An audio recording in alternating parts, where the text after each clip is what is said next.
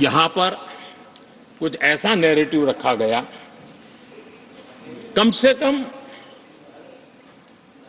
तथ्यों को इस प्रकार से नकारना किसका भला होगा?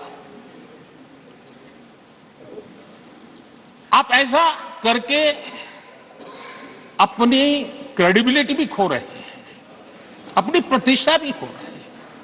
आदरणीय सभापति जी, यहां शिक्षा के भ्रामक आंकड़े रखे गए, गुमराह करने का कैसा प्रयास होता है।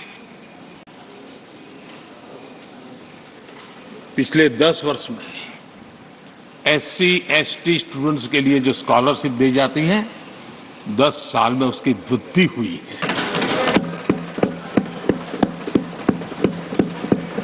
इन 10 वर्षों में स्कूलों में, हायर एजुकेशन में नामांकन की संख्या भी बहुत बड़ी है और ड्रॉप आउट बहुत तेजी से कम हुआ। आदरणीय सभापति जी, 10 साल पहले 120 एकलव्य मॉडल स्कूल थे। आदरणीय सभापति जी, आज 400 एकलव्य मॉडल।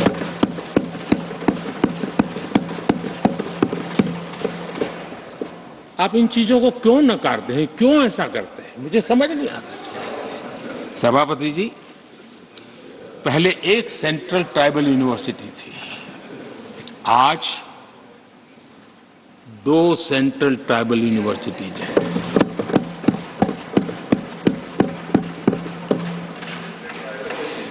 आदरणीय सभापति जी, ये भी सच्चाई है कि लंबे अरसे तक दलित, पिछड़े, आदिवासी बेटे बेटियां कॉलेजों का दरवाजा तक नहीं देख पाते थे।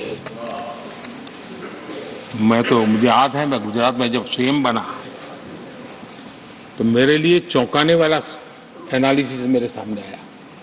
गुजरात में उमरगांव से अंबाजीपुरा बेल्ट आदिवासी बहुल क्षेत्र है।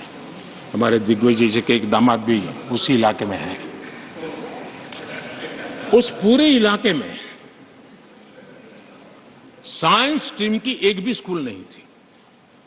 मैं जब वहां गया, अब उस इलाके में मेरे आदिवासी बच्चों के लिए साइंस स्ट्रीम की स्कूल नहीं होगी तो इंजीनियरिंग, डॉक्टरी का तो सवाल ही कहां उठता है। ऐसी मिनिमम चीजें और यहां पर क्या भाषण दे रहे हैं जी आदरणीय सभापति जी।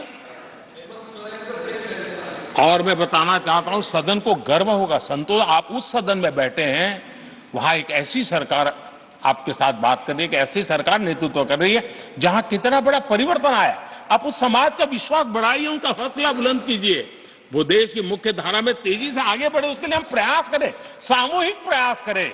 आप देखिए, आदिवासी और हमारे SC ST समाज के विद्यार्थियों का नामांकन, मैं कुछ आंकड़े रखना चाहता हूं। उच्च शिक्षा में SC विद्यार्थियों का नामांकन 44% बढ़ा है।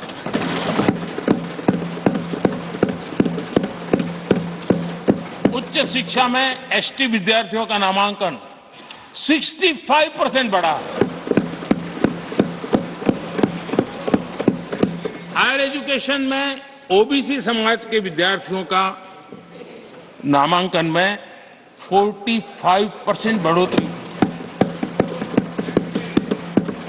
और जब मेरे गरीब, दलित, पिछड़े, आदिवासी, वंचित उन परिवार के बच्चे हायर एजुकेशन में जाएंगे, डॉक्टर बनेंगे, इंजीनियर बनेंगे, उस समाज के अंदर एक नया वातावरण पैदा होगा।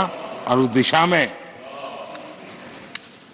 हमारी कोशिश यही है कि मूलभूत समस्याओं का समाधान करने के लिए थोड़ा समय लगे लेकिन मजबूती से काम करें। और इसलिए हमने एजुकेशन पर इस प्रकार से बल देकर काम किया है।